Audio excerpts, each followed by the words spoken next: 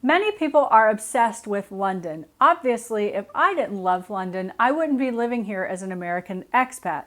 People regularly ask me questions either in the video comments or on social media about what it's like living in London, how can they move to London, or could I just give them some advice on their trip to London. And while London is amazing, there are some things about living here that simply suck. The first thing that drives me crazy about living here affects me every hour of every single day, and that is telling time and writing dates. In the UK, they use a 24-hour clock, and I didn't grow up on military time. Anything that happens after 12 p.m. has me completely confused, and I'll literally stand there counting back from 24 on my fingers so I can figure out what time I'm supposed to be somewhere or what time something is happening. This is for absolutely everything. If I'm booking a flight, I'm booking show tickets, I'm simply looking at my desktop calendar or a stovetop, it's all in military time.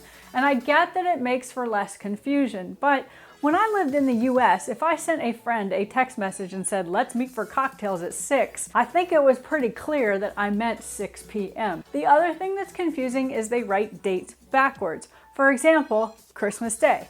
In the US, you would write 12/25/17. The next thing that makes me crazy about living here is the metric system. I do understand this point is really about living in the UK and not just London, but in America, we don't use the metric system like they do here in the UK. So I'm constantly getting confused when people refer to things in measurements. For example, Londoners will get really excited over the summer if the temperatures are predicted to be 30 degrees. Now, when I hear 30 degrees, I think I need to be getting ready for some kind of snowpocalypse in the summer because 30 degrees is 2 degrees below freezing in Fahrenheit. So it gets me very confused. If I ask directions somewhere and people say, oh, it's 200 meters away, that does nothing for me. Oh, and I really don't know where this stone thing falls into all this, but when I'm talking to somebody and he or she is really excited about losing 2 stone, I think the person's like some kind of rock collector with no skills. Number 3 is Wi-Fi. It can take you up to 3 weeks in London if you move into a new flat to actually have working Wi-Fi.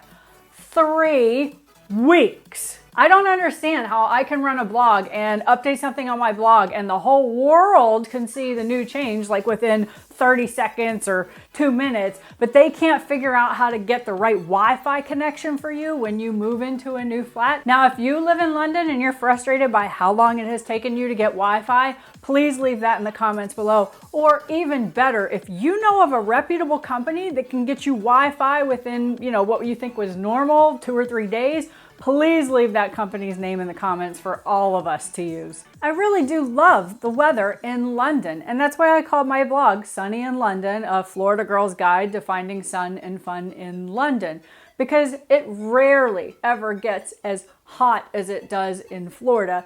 In London, there are many sunny days. In fact, I lived in New York for 10 years, and I also feel that London hardly ever gets as cold as the bone-chilling temperatures in New York City. What I don't like about the sun here is it's very imbalanced based on the season.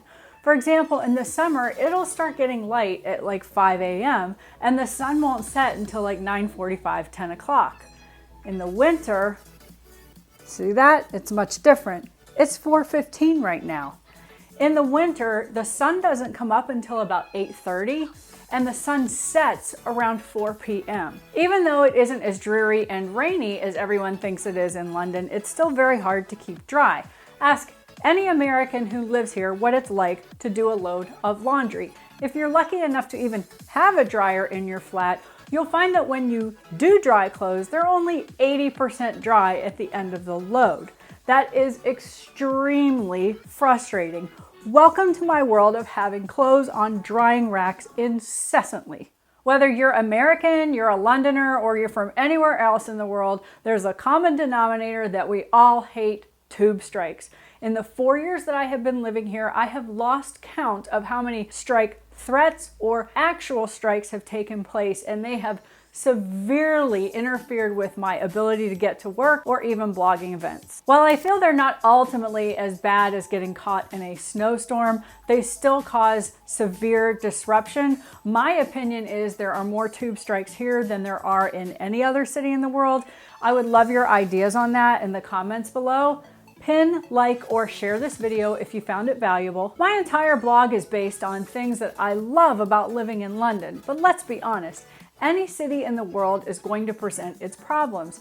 I'd like to hear about the city you live in and what perhaps makes it difficult in your opinion, or if you live in London too, what things did I miss that make life difficult here? Check my expat chat playlist on YouTube if you're interested in more videos about the expat experience in London for Americans, and make sure you subscribe to the Sunny News so you don't miss any information about things to do in London or life here. As always, thank you for watching.